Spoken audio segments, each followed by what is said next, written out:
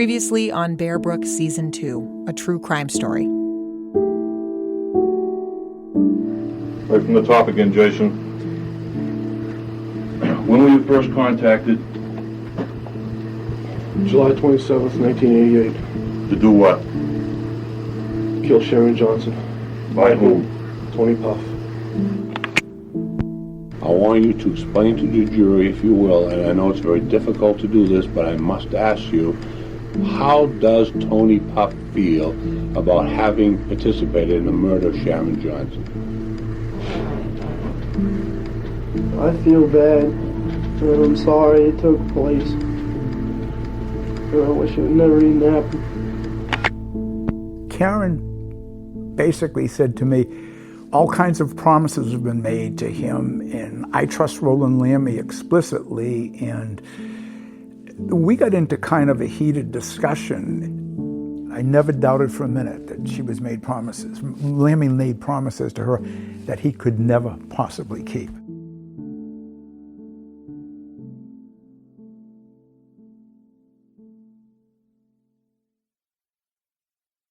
By the year 1991, the state of New Hampshire had their story of who killed Sharon Johnson. They had arrested 3 people and charged them all with capital murder.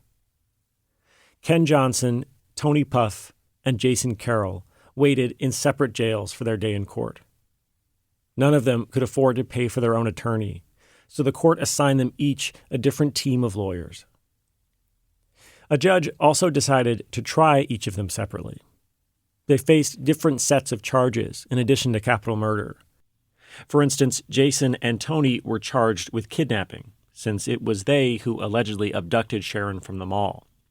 And Tony alone was charged with sexual assault for allegedly touching Sharon's breasts during the attack, though that particular charge was later dropped. And so the stage was set for 3 trials, each with a different defendant, a different set of defense lawyers, and a different jury. Ken was scheduled to be tried first, then Tony, then Jason.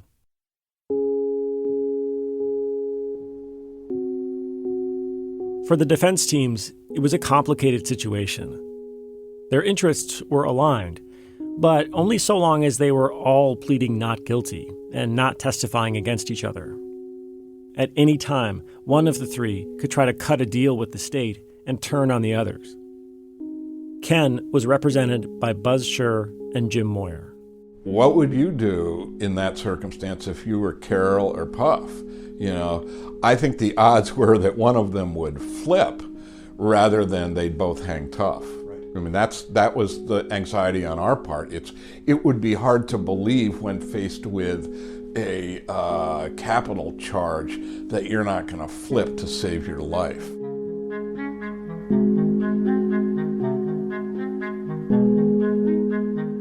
But by the fall of 1991, about 2 years since they were all arrested, Jason and Tony hadn't flipped. One possible reason for that, the 3 defense teams had joined together and successfully argued that New Hampshire's death penalty law, as it was written then, was unconstitutional. Back then, only juries could impose the death penalty in New Hampshire. And so if a defendant pled guilty before trial, before a jury was seated, they'd be sentenced by a judge and therefore escape the death penalty. The defense lawyers argued, and the courts agreed, that undermined defendants' constitutional right to a trial by jury, since, by definition, that was the more dangerous route for them. So, the death penalty was now off the table for Ken, Tony, and Jason.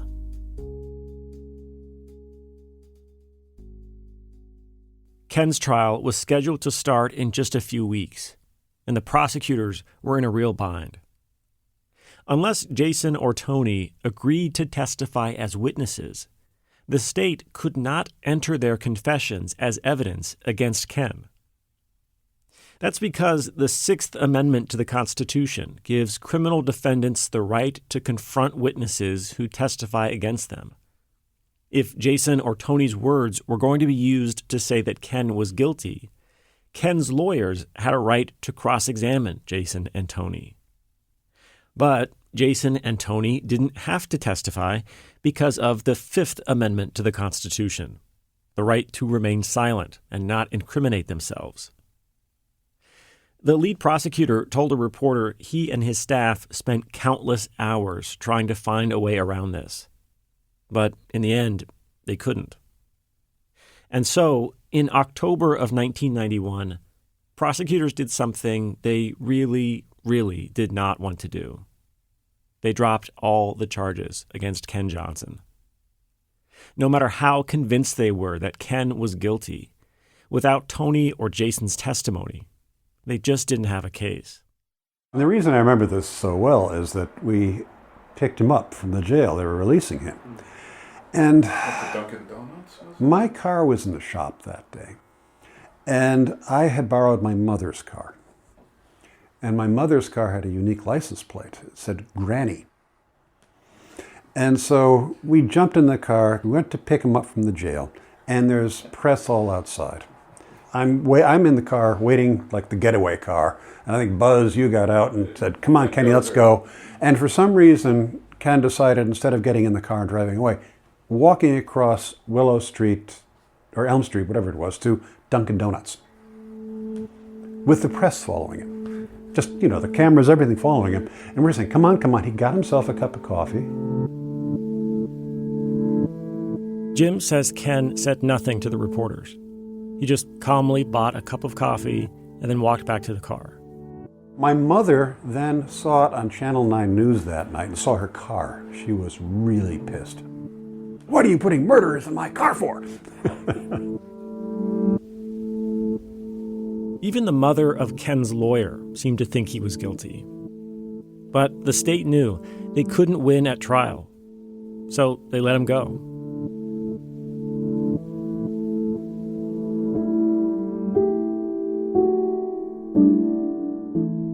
Ken, the state's lead suspect from almost the moment Sharon was murdered, was a free man.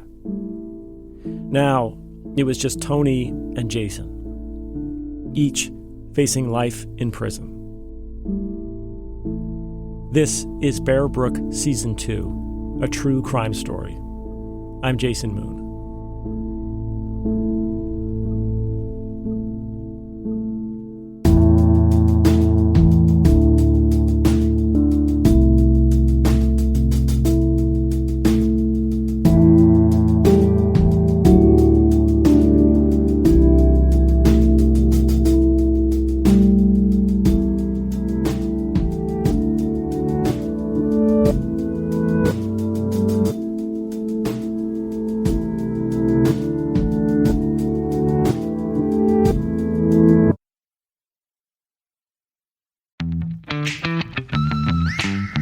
What if an appliance emergency didn't have to be? If your appliances suddenly decided they were done, don't stress. Best Buy has you covered with a wide variety of major appliances from trusted brands, in stock and available now. So you don't have to worry about laundry piling up, refilling the fridge, or that big dinner party you're hosting.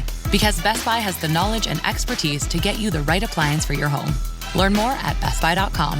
Best Buy. Imagine that. What did we walk into? I mean, the fact pattern was horrendous. I mean, a kidnapping, a brutal murder of a pregnant woman, and, this is something that, you're starting basically with 2.5 strikes against you before you step in the box. This is Mark Sisti, one of the lawyers who defended Tony Puff. I talked with him and his former partner, Paul Toomey. They worked together for decades. By their count, they defended as many as 80 people charged with murder. Talking to them feels like talking to two brothers who grew up together. They have lots of stories, like the time their office burned down.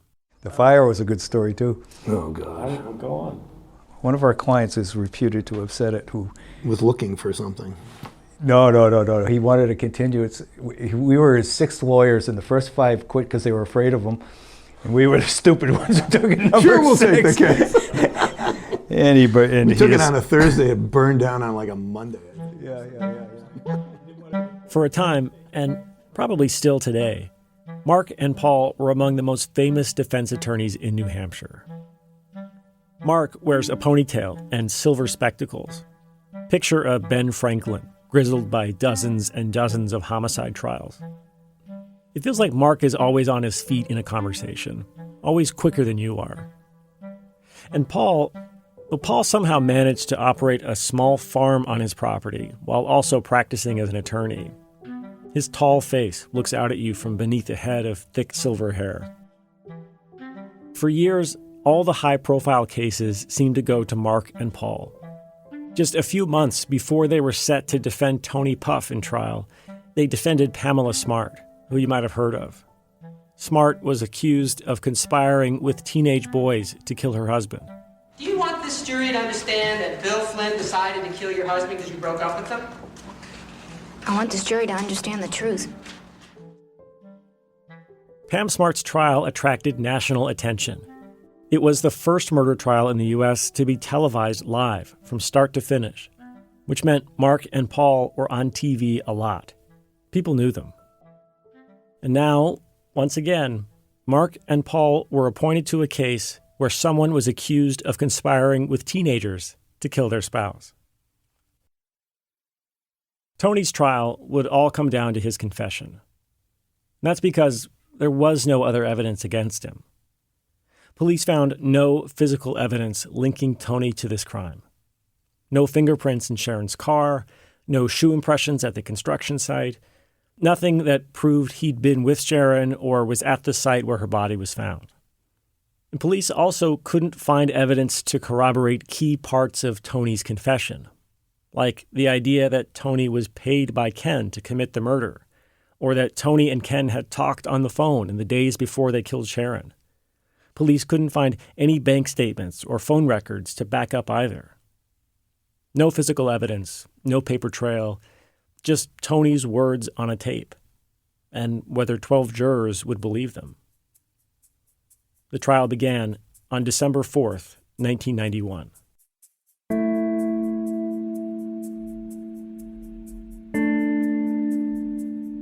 You already know what the prosecutors say happened. So I'm going to tell you about the case that Mark and Paul put on for the jury. As a story, it had two main themes. One, Tony's confession is just not true. It wasn't your typical confession case. Things just weren't adding up. And it was clearly appeared to be a coerced, false confession case right out of the gate. Yeah. I mean, it was clearly not true. It was clearly a not true confession. Clearly not a true confession.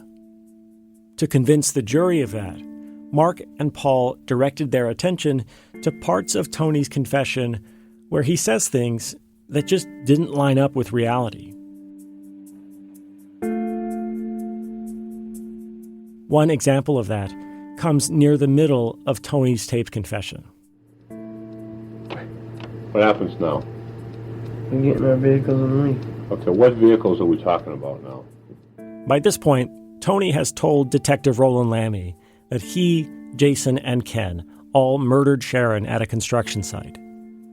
Tony says after that, he and Jason got back into Sharon's green Subaru and drove it right back to the mall. What happens? You get in the car. I shut the car, get in the car, we go there, back to the mall, we put the car back behind the mall by the food court and Sears. Right. Get out of the car, I put the keys in my pocket. Right. This statement is a big problem for the investigators. Remember the mystery of the car from the early investigation? Sharon was murdered on a Thursday, but her car wasn't found at the mall until Saturday. And yet, here in Tony's confession, he's saying they left it there on Thursday, the same night as the murder. But it's not just the wrong night. It's also the wrong location. The part of the parking lot Tony just said he left the car in, between the food court and the Sears, is not the area where Sharon's car was found. This is a mall parking lot, so it's huge, goes around the whole building. And in reality, Sharon's car was found on a whole different side of the mall, near the Sears automotive entrance. So Tony's story about the car has a few issues. And during the interrogation, it seems like Lammy knows it. A few minutes later, he circles back to this detail about the car. The car was moved. Again, can you explain how that happened? No.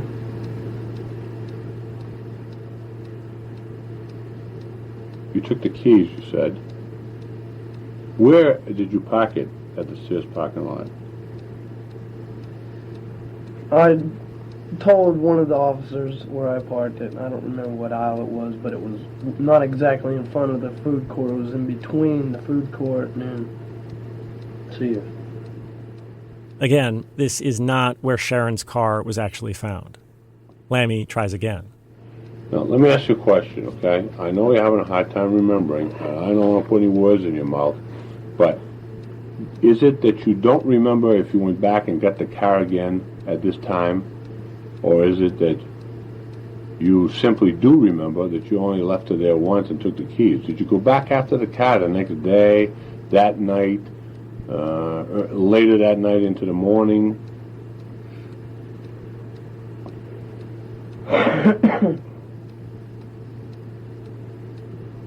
I went back to the car. I went back to the car. Okay, could you please explain that, and with whom? It was by myself.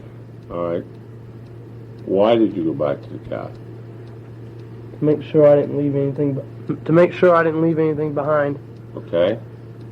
Did you move it at that time?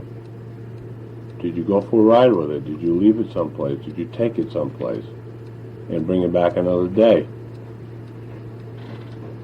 No. I didn't go anywhere with it. Mm-hmm. Despite being asked about it repeatedly, and despite the hints from Lammy, Tony's story about Sharon's car just doesn't line up with what police know. Tony's confession puts the car back at the mall on the wrong night and in the wrong location. And there were plenty of other examples for Tony's lawyers, Mark and Paul, to choose from. Like how, in describing Sharon's murder, Tony mentions a total of 4 stabs, 2 from Jason, 2 from him. In reality, Sharon was stabbed 14 times. Or how Tony says Sharon was fully clothed when she was stabbed. In reality, Sharon's bra had been cut open with a knife in the front before she was stabbed. Or how Tony says he left the keys to Sharon's car underneath the seat. When police found her car, the keys were nowhere to be found. And then there's this story Tony tells about meeting with Ken after the murder. It's maybe the biggest difference between Tony's confession and the known facts. Tony says sometime after the murder, doesn't say exactly when, he drove to Ken's house to talk with him. And he asked me if I had told anybody, and I said no, I haven't told anybody. And he asked me about Jason. Mm-hmm. Were you with anyone when you went to his house this time? No, it was by myself. I was driving an 81 Malibu Classic. What color? Blue. Okay.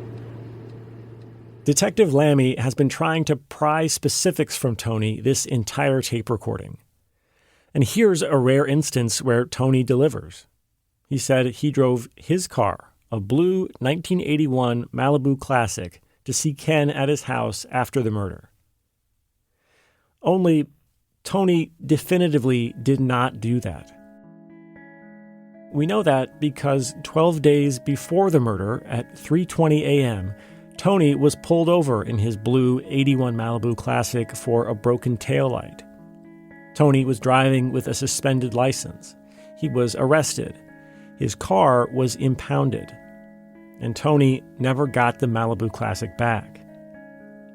So Tony's confession includes a scene where he's driving a car that in reality was held by the police at that time. By the Allenstown police, in fact. The town that includes much of Bear Brook State Park. The cop handling Tony's case for that arrest was someone you might remember. Ron Montpleasure. You talk about noise complaints, the country music was blaring. Not that I don't like country music. No, I do like country music.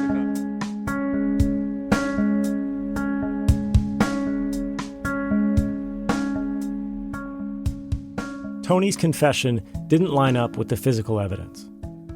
But that wasn't the only thing Mark and Paul wanted to show the jury. There were also all the inconsistencies between Tony's confession and Jason's.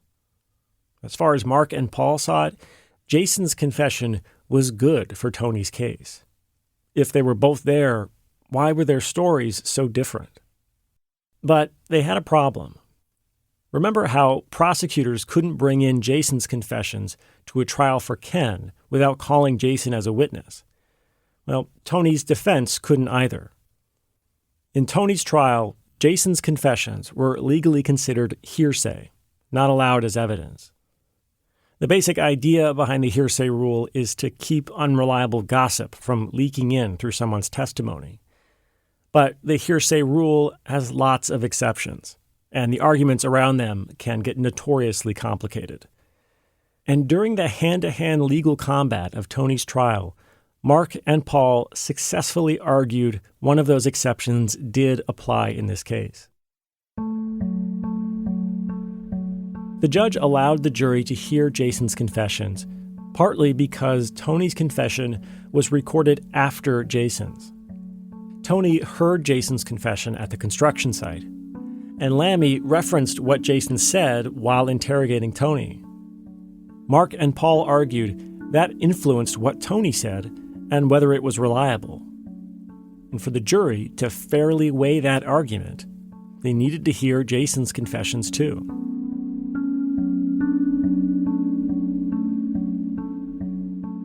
And so, with that bit of clever legal maneuvering, Jason's confessions entered Tony's trial.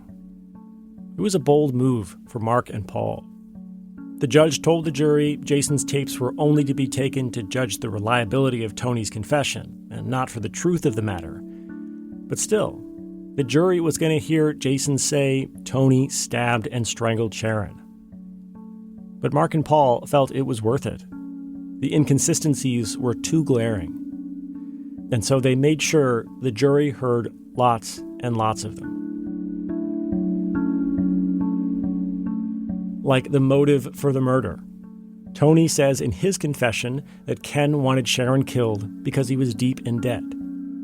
Jason says at first he wasn't told why Ken wanted his wife dead. Then later Jason says it was because Sharon had caught Ken raping his daughter and doing, quote, some very other criminal acts. At the construction site, Jason says Ken and Sharon had a big argument before they stabbed her. Tony says Ken emerged from somewhere nearby only after Sharon had been stabbed. Then there's the murder weapon. Jason says the knife they used to kill Sharon was his, a brown folding pocket knife. Tony says the knife they used was white and silver and belonged to Lisa Johnson, Ken's daughter. The money. Tony says Ken paid them $10,000. Jason, at first, says he was paid $500, then $2,000, then finally he says they split the $10,000. Tony says Ken paid them at his house on the night of the murder. Jason says they were paid in the morning, 2 days later.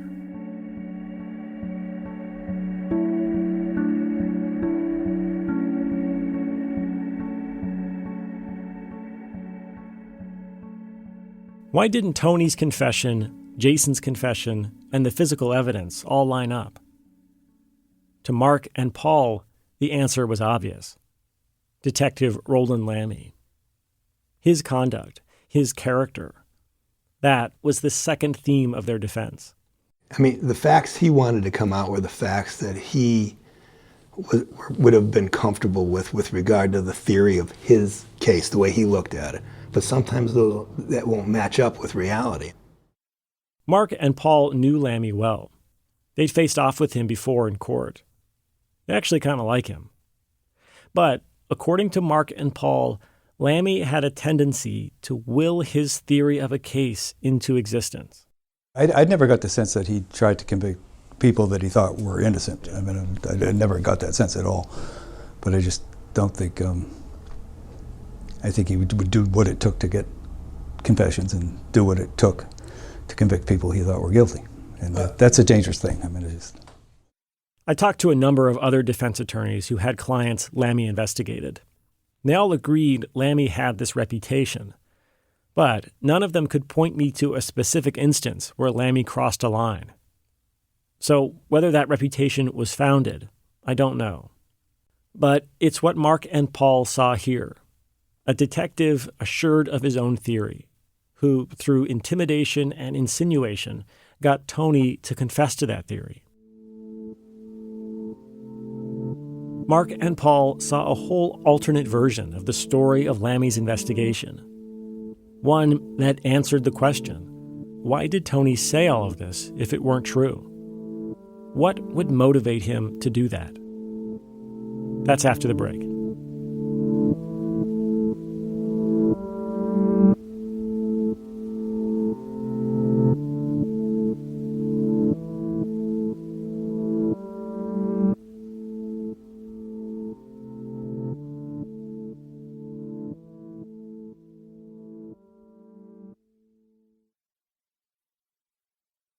Mark Sisti versus Roland Lammy was the main event of Tony Puff's trial. A showdown between two veterans of their trades. Cop versus lawyer, interrogator versus cross-examiner.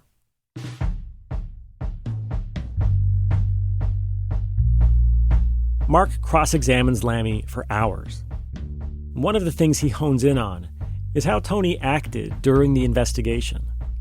Behaviors that Mark says just don't make any sense if Lammy's theory is true. Remember how when Lammy first makes contact with Tony agrees to help in the investigation, and they go down to the motel in Rhode Island and try to get Ken to incriminate himself? I don't have the audio of Tony's trial, but it's not hard to read the sparks into the transcript of the courtroom back and forth between Mark and Lammy on this. Mark is basically saying it's crazy to think that Tony would volunteer to fly up to New Hampshire to help police catch the guy who paid him to commit murder. Why would Tony be trying to entrap his own co-conspirator, who could just as easily take Tony down with him? Mark says, that's absolutely ridiculous, isn't it? Lammy fires back, it's not ridiculous if Ken knew police were listening. Mark says, okay, now we're going to hear some objective fact that Ken Johnson knew the police were listening. Tell the jury the objective fact. Lammy says, it's just a conclusion. It's a conclusion without any support, right, Sergeant? Pretty much. Could we call that speculation, right? Lammy is forced to answer yes.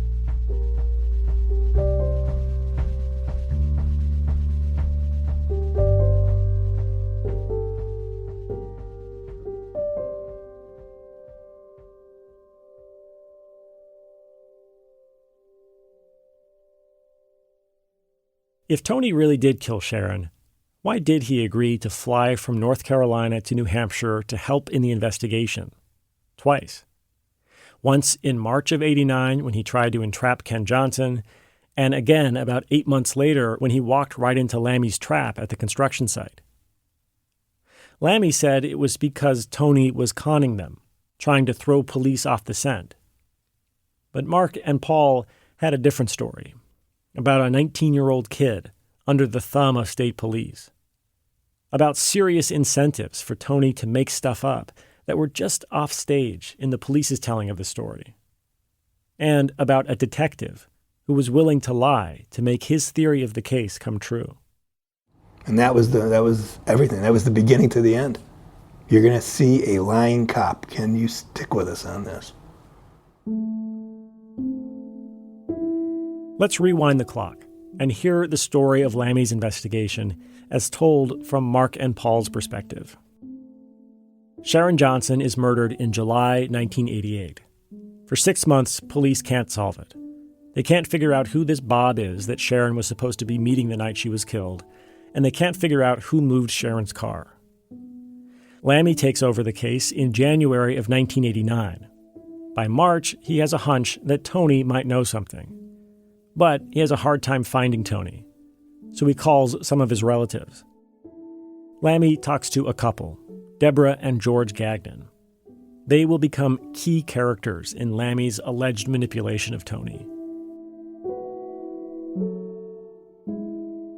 To the Gagnons, Tony was technically an ex-step-nephew, but not technically. Deborah and George were like parents to Tony. Deborah Gagnon testified at Tony's trial that when Lammy called looking for Tony, he asked her, quote, if we thought if Tony was asked to move a car from point A to point B, if he would do it. And I said yes. In his own testimony, Detective Lammy agrees this is what happened. This means that Lammy had the notion in his head that Tony moved Sharon's car before he even talked to Tony. When Lammy finally gets Tony on the phone, lo and behold, Tony tells him Ken asked him to move Sharon's car.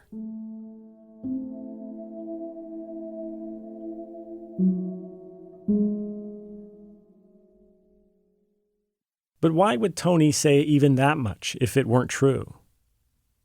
In Mark and Paul's story, the answer is leverage. Lammy had leverage over Tony. Tony had several warrants out for his arrest when Lammy first called him. Motor vehicle violations that Tony had failed to appear in court for. He also owed child support payments to Lisa Johnson, Ken's stepdaughter. Mark and Paul argued that all of this provided a powerful incentive for Tony to play along with whatever Lammy had in mind, since Lammy could arrest him at any moment on his outstanding warrants. The implication from Tony's lawyers was that he was just trying to say or do whatever he thought Lammy wanted so he could avoid consequences.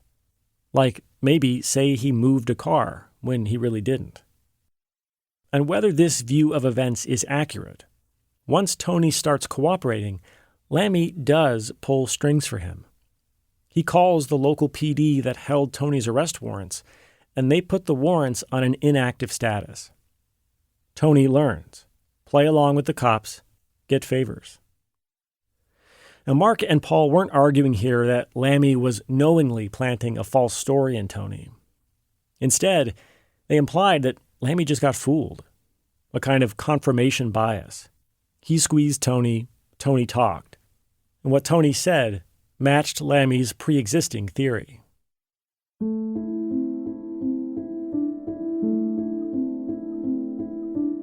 And Detective Lammy wasn't shy about squeezing people, as this next moment shows. In the fall of 1989, Lammy is looking for Tony for the second time. By this point, Lammy believes Tony was directly involved in the murder. He thinks Tony was playing him during their trip to Rhode Island. But again, Lammy can't find Tony. When Lammy calls Tony's parental figures, Deborah and George Gagnon, they tell Lammy they're not sure where he is either. But Lammy doesn't really believe them.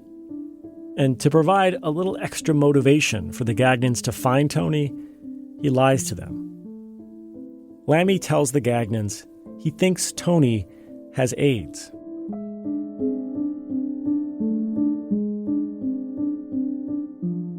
Remember, this is 1989 when Lammy says this, just a few years before the peak of the AIDS crisis in America.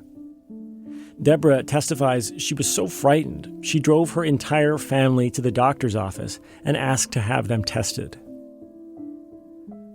By the way, Lammy lying to people like this, totally legal. And eventually, it seems to work. He does get Tony on the phone again. And Lammy, who still has the same leverage over Tony, the inactive arrest warrants, the child support payments, convinces Tony to come back to New Hampshire once again. Only this time, Lammy is luring Tony into a trap. At the construction site, Tony is confronted by Jason and his confession. Tony says Jason is crazy. He says none of that ever happened. He tries to tell Lammy he didn't even move the car like he originally said. But now it's too late. Lammy is convinced. Tony is guilty.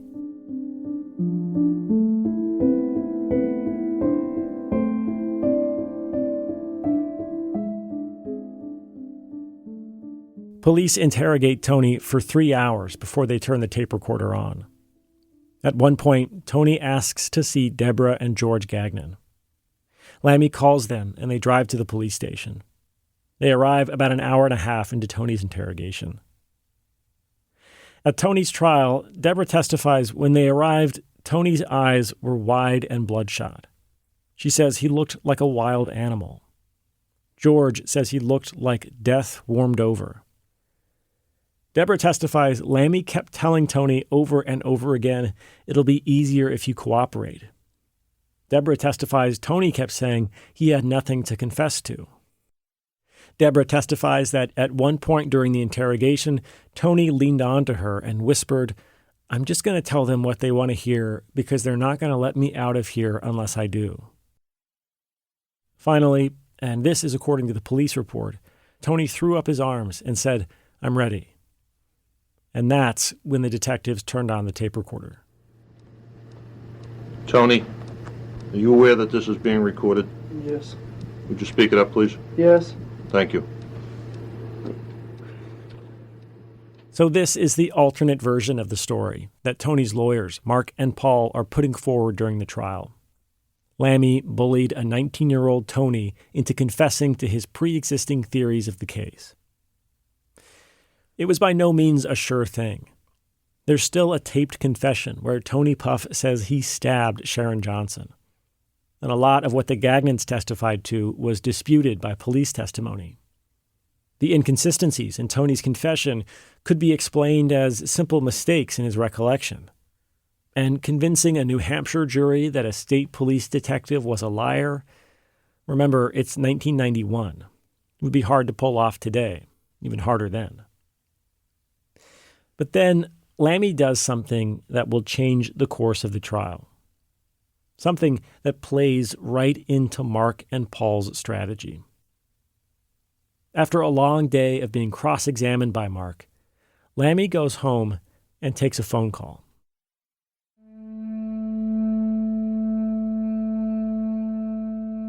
At the beginning of just about every criminal trial, the judge issues an order which says witnesses are not allowed to talk to each other until the trial is over. Yeah, I mean, it's important so that they don't get together and, meld their stories and make them right. It's a pretty basic rule, common to virtually every criminal trial. But on this night, when Lammy gets home and picks up the phone, he breaks that rule. He gets a call from another potential witness in the case, his partner, Detective Neil Scott. According to Lammy, he and Neil talked about the fact that they would be questioned about Jason Carroll, which they were not expecting during Tony Puff's trial. Lammy says he told Neil he was going to have to spend the night reading their old reports. Lammy said, "I'm afraid I might screw up and not remember the details." Neil allegedly told Lammy he wouldn't remember either if he was called to testify. They say they weren't trying to coordinate their testimony, though at one point Neil acknowledged they weren't supposed to be talking about that. We'll never really know what was said on that phone call. The only reason we know it happened is because the prosecutor handling the case accidentally interrupted it. He called Lammy that night while Lammy was on the phone with Neil. When Lammy switched lines to answer the call from the prosecutor, he said, "Hold on, I've got Neil on the phone." Maybe Lammy blurted that out because he didn't think it was a big deal, or maybe he didn't think the prosecutor would actually tell the judge. But he did. That turned into a trial inside of a trial, which was a great opportunity for us, actually. It became the most significant moment in the trial. Witness testimony was postponed for a week while hearings about this phone call were held. Detectives Lammy and Scott were forced to hire their own lawyers. Mark and Paul tried to have the whole case dismissed. The judge didn't go for that. But still, it was more than Mark and Paul could have hoped for. I think it was huge. I mean, our whole thing was that he was a dirty cop, and then he got to prove it in front of the jury. The judge he was just furious. I mean, he was absolutely furious, and the jury could tell he was furious. And he gave them an instruction that Rowland had disobeyed court orders and they were free to disregard everything he said, which you don't hear that instruction very often from judges. In his closing argument, Mark had no mercy for Lammy. He called him a liar. He said he'd shamed police work. And Mark did not let the jury forget how Lammy had violated the court order. Mark said, "At the beginning of this case, we asserted he couldn't be trusted. And guess what? He proved it himself last Tuesday. Not to somebody on the street, but to you, to the judge, to everybody in this court." The prosecutor, Michael Ramsdell, fought back by arguing Lammy and Neal's phone call was a moot point, since Neal wasn't even called as a witness. He said the defense had attacked Lammy from the beginning to distract jurors from the real evidence, Tony's confession.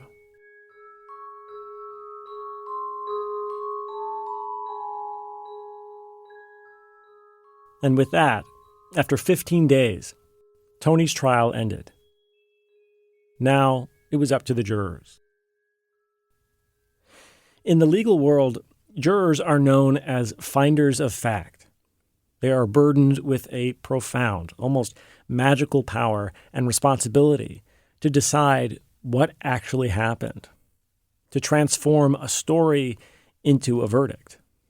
And I said, I'm not. At one time, by the way, I told them that they could take the Roberts rules and shove them where the sun don't shine. Robert Hoagland was not impressed by the magic of being a juror. He especially did not like the way the jury foreperson ran the deliberation. She said, "You're out of order to me one too many times." And I said, "I'm not out of order." According to Robert, when the jury sat down to deliberate, everyone else was ready to acquit. He was the lone holdout. I thought he was guilty. I thought there was no question about whether he was guilty or not.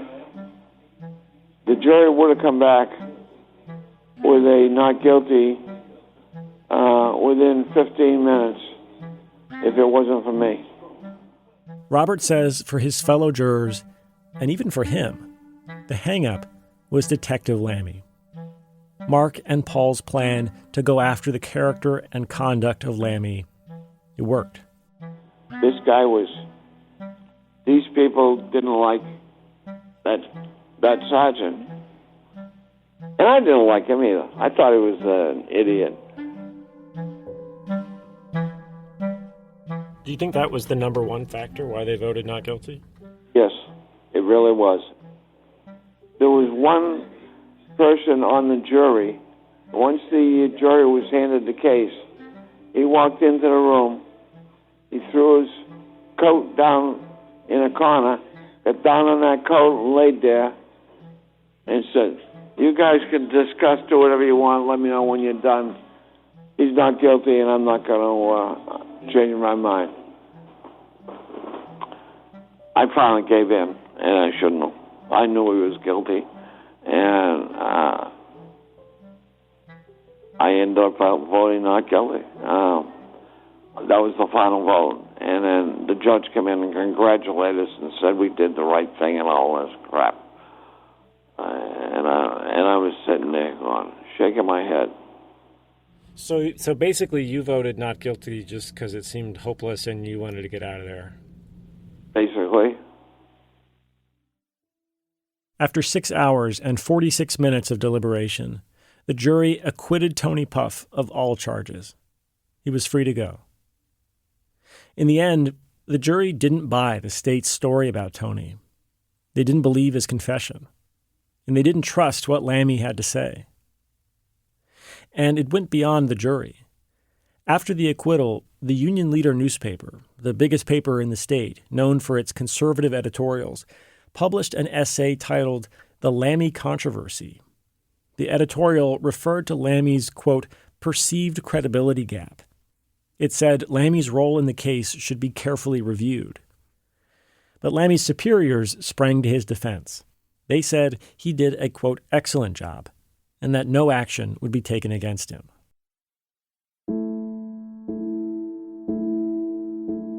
Jason Carroll's trial was scheduled to start just 2 months after Tony Puff's acquittal. Tony's lawyers publicly called on the state to drop the case after what happened in Tony's trial. To them, Jason's confession was even more problematic than Tony's. Yeah, I mean, I think that Paul and I think anybody that knows anything about that case would say that the big sore thumb sticking out in Carroll's case is that confession. It just, you can't shake it. as a professional and you're looking at it, you can't shake it. I think if you had a police officer today listen to that, they'd be horrified. They would never conduct an interrogation like that.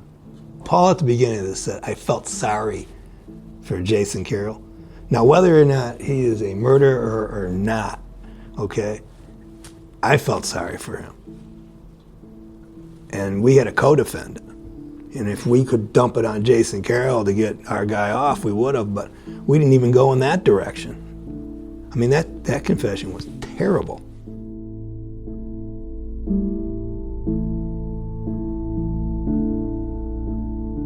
The state's case was falling apart. Ken was released. Tony was acquitted. The only defendant left was Jason. Remember, in the state's theory, Jason got involved in the murder plot because of Tony, who a jury just said was not guilty, to carry out a murder for Ken, who the state had just let go because they didn't have enough evidence. So, how does another jury find Jason guilty? That's next time on Bear Brook Season 2, a true crime story.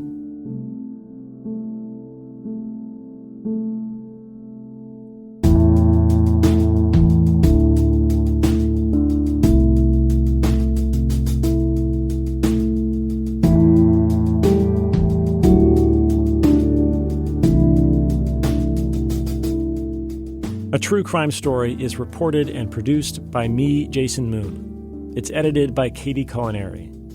Additional reporting and research by Paul Kuno-Booth. Editing help from Lauren Chulgin, Daniela Ali, Sarah Plord, Taylor Quimby, Mara Hoplamazian, and Todd Bookman. Our news director is Dan Barrick. Our director of podcasts is Rebecca Lavoie. Fact-checking by Danya Suleiman. Sarah Plord created our original artwork as well as our website, bearbrookpodcast.com. Photos and videos by Gabby Lazada. Original music for the series was created by me, Jason Moon. Bear Brook is a production of the Document Team at New Hampshire Public Radio.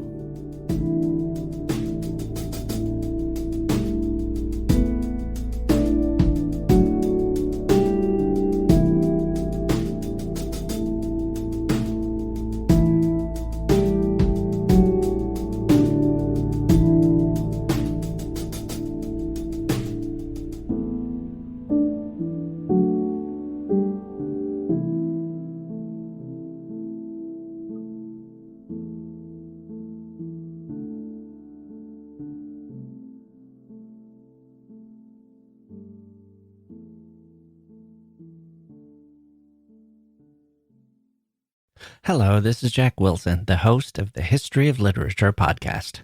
For the past 10 years, I've been talking to novelists, biographers, and scholars about the greatest books in the history of the world and the men and women who wrote them.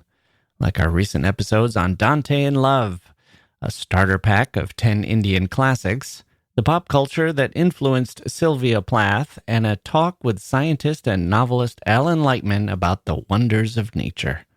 Join us at the History of Literature podcast, wherever you get your podcasts.